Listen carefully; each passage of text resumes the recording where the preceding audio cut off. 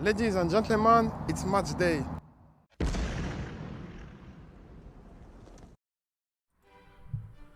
Today is the match day. Brighton against Chelsea Football Club. No excuses. We have to take this opportunity to pay them back. We don't like each other, and it's going to be a lot of bulls in the stadium.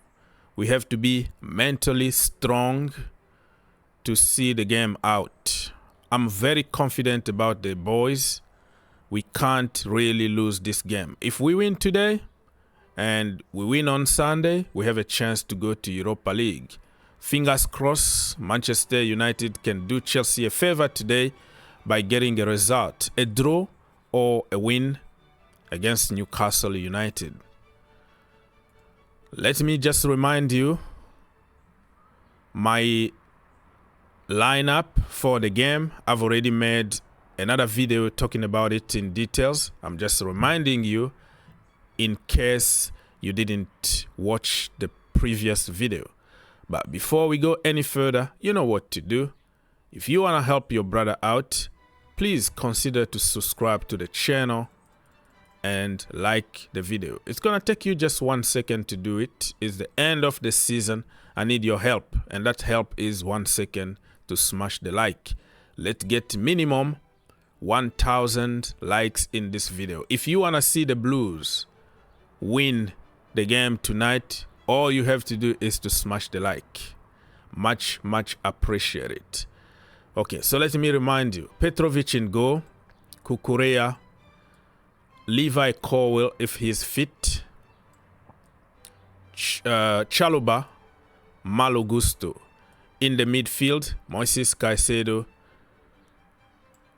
Conor Gallagher, and then, from the 8-10 free roll, I will go with Cole Palmer from the left-hand side, Micha in the middle, Nico, and then from the left, I will go with, from the right, I will go with Noni Madueke. This is a big question here. Why Colwill? I heard that he's back in training. I don't even know if he's on the injury list or he's keep recovering, but according to the news that I have, I think he's fit and ready to play. And I don't want to play Thiago Silva from the beginning because I want him to play on Sunday. Sunday is going to be his last game at Stamford Bridge, so I want to start him and then take him off at some point so he can say a proper goodbye and get the result that he deserves at Stamford Bridge. It's going to be very emotional. So my thinking behind it is I don't want to see him get injured against Brighton and then miss the game on Sunday against Bournemouth at Stamford Bridge. If that makes sense. But I don't care if Pochettino decides to go with him in the starting 11 and take him off at some point. Why not? The good news is we have options. We can use Badiashile. We can also use Axel Disasi. I don't care. Even if you've been poor this season, if you can win me that game, that's all that matter for me at the moment. It's not about playing beautiful football or whatever. It's about getting 3 points.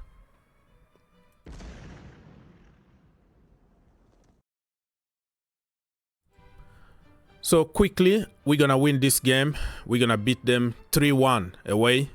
And we're going to settle the case because Brighton, they hate us for taking everybody from them, from the kitchen lady to the groundsman. But we made them a lot of money. They don't have to hate us because if they are rich today because of Chelsea Football Club. It is what it is. I hope that Billy Gilmour doesn't score against us or Tariq Lamptey doesn't destroy us, but it's part of the business. They are fighting for their team and we're going to be fighting for the Blues. Very quickly, some news on match day. This news is out for a couple of days. I haven't had time to cover.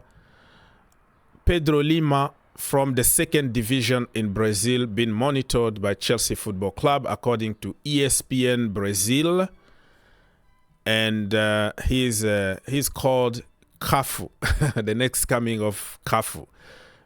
For today's generation, they want to remember who Cafu is. Talk to them about probably Dani Alves or other Brazilian right backs. But Cafu, they are like, who is Cafu? Absolutely bowler. But I don't like the comparison. Always I like to let players be themselves and not the next Neymar or the next, because the majority of them, they have big head and think, oh, I'm the next Neymar or next Messi, and they stop working hard. So 17 years old from the second division, and I tell you why I love this kind of deals. I'm not saying you that I love the deal, but I love this kind of deals. If you've been watching me for a little while in all my channels since I started YouTube under Abramovich era, not today, not the new kindergarten project, I am one of the few people that been pushing for the academy, pushing for young players, pushing for unknown players from somewhere. All right? So we can build a future. I wanted to see a project and not shortcut, quick fix, buy, sack. So that's been my philosophy if you've been watching me. So this kind of deals kind of tells me that you can find good players in the second division, in the third division somewhere. Go to South Africa, go to Nigeria, go to Ghana, go to China, go to Georgia, go to Canada local league. You will find some players that might be awesome, but they are not discovered. You buy them cheap, you develop them, and one day they can play for Chelsea or you can sell them for profit. So this kind of deals is good. Not necessarily that I want to see another 17 years old that will be destroyed by Chelsea because he's not going to have enough playing time, but it's just the kind of deals that I want to see at Chelsea going forward. And from that right-hand side, we have Josh Anchipong. That brother is tall. He can even play as a centre-back. He can play a full-back. He can play in the midfield. The guy is very versatile, can score with his head, can score a lot of goals. So we have a lot of them in the academy and in the loan army.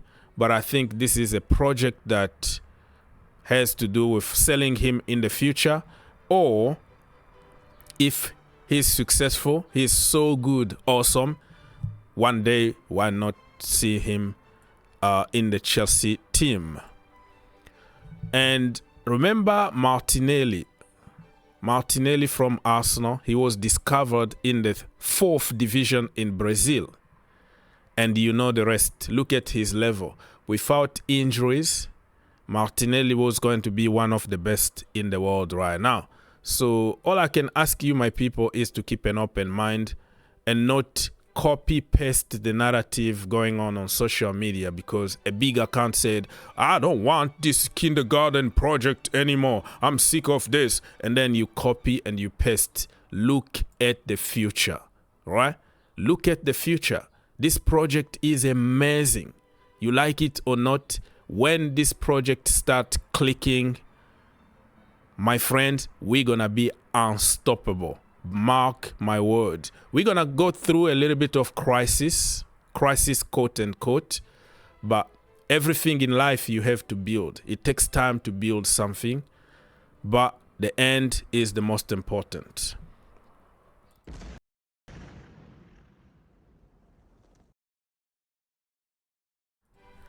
Let's move on because we have a lot of stuff to cover. The same thing with this young boy from Stoke City. Chelsea are monitoring his evolution. His name is Sol Sidibe. Sidibe reminds me of a friend that we went to college with in South Africa. Sidibe. Okay.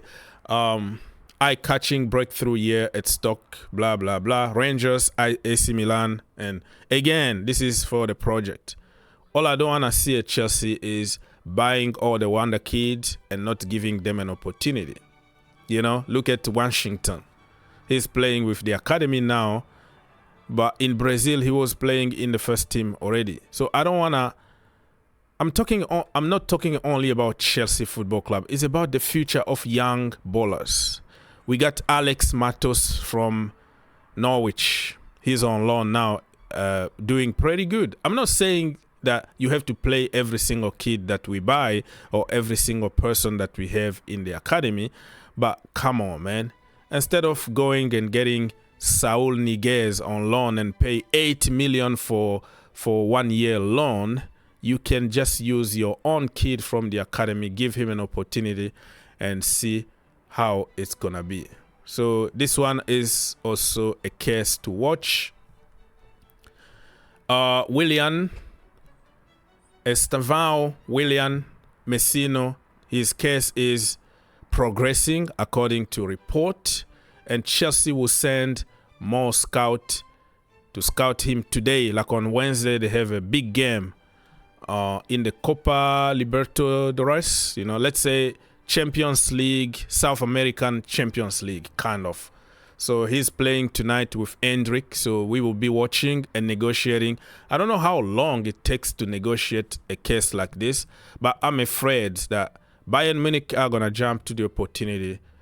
Real Madrid or Barcelona, they might find, you know, they might find it very important and jump to the opportunity the way they did with Victor Roque and also Hendrick. Like Chelsea negotiated for month and month. Everything agreed between the players and the club, and the last minute, we're not going to do it anymore. And then what the point of all this work that we put in to get him?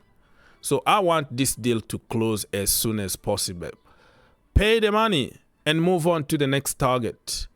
I know it's a big risk to pay a lot of money for a 16, 17 years old, but it's part of the business. Sometimes you lose, sometimes you win. We bought Wesley Fofana. He's out for more than a year.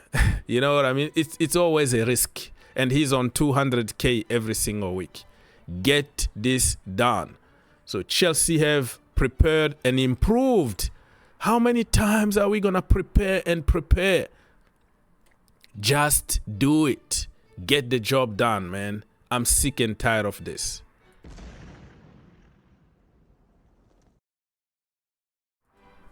Okay, moving on before this video got too long. Exclusive from Matlow.